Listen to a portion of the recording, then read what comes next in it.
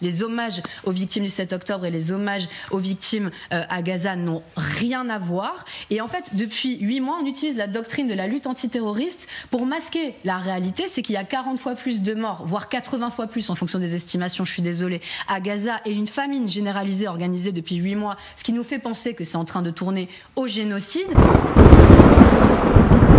Parce que justement, en utilisant le mot terrorisme, on fait un paravent moral qui dirait qu'en gros, ce serait moins grave. C'est pour ça, je finis, génocide. Non, ce qu'on vous reproche très souvent, et ça je l'entends, c'est d'instrumentaliser cette cause-là à des fins politiques en France, pour les européennes qui ont lieu dans quelques jours, afin de capter le vote des Français musulmans. Alors, ça, on vous le dit tout le temps. Excusez-moi, est-ce que maintenant, se lever contre un génocide, c'est forcément une instrumentalisation ?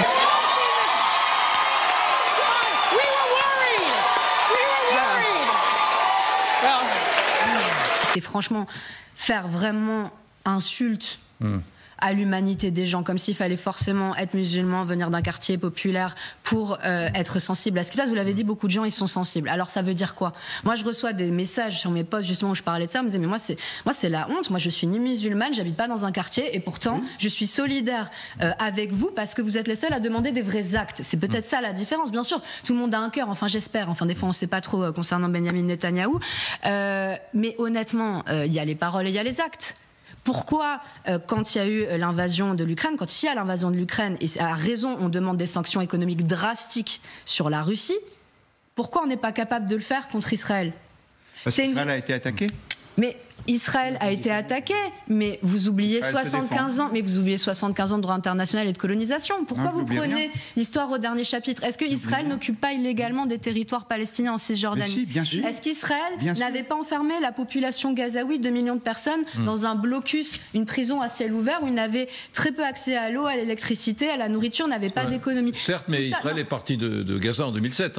Oui, mais c'était quand même un apartheid. Je veux dire, Amnesty International qualifie ce régime d'apartheid. Alors après, vous allez me remettre en question la France Insoumise, puis Amnesty, puis l'ONU.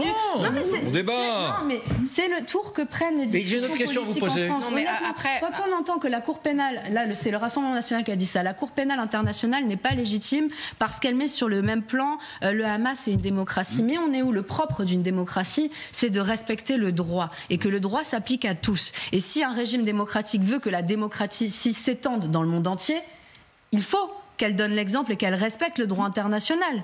C'est la base. On ne peut pas avoir un 2 poids 2 mesures et un droit différent en fonction des victimes et en fonction des criminels. J'ai une autre question à vous poser. Tu vas la fermer. Vous reviendrez ici? Oui, bien sûr. Merci. Franchement, ça va, vous n'avez pas été trop agressif. L'une de mes chansons préférées. Ce sont les Anglais. Ce sont les Anglais. Ce sont les Anglais. Oui, oui, sacré Anglais. Et me tout pas, je m'en tape. Et me tout pas, je m'en tape.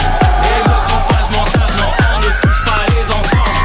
Ce sont les Anglais. Ce sont les Anglais. Ce sont les Anglais. Oui, oui, toujours les Anglais.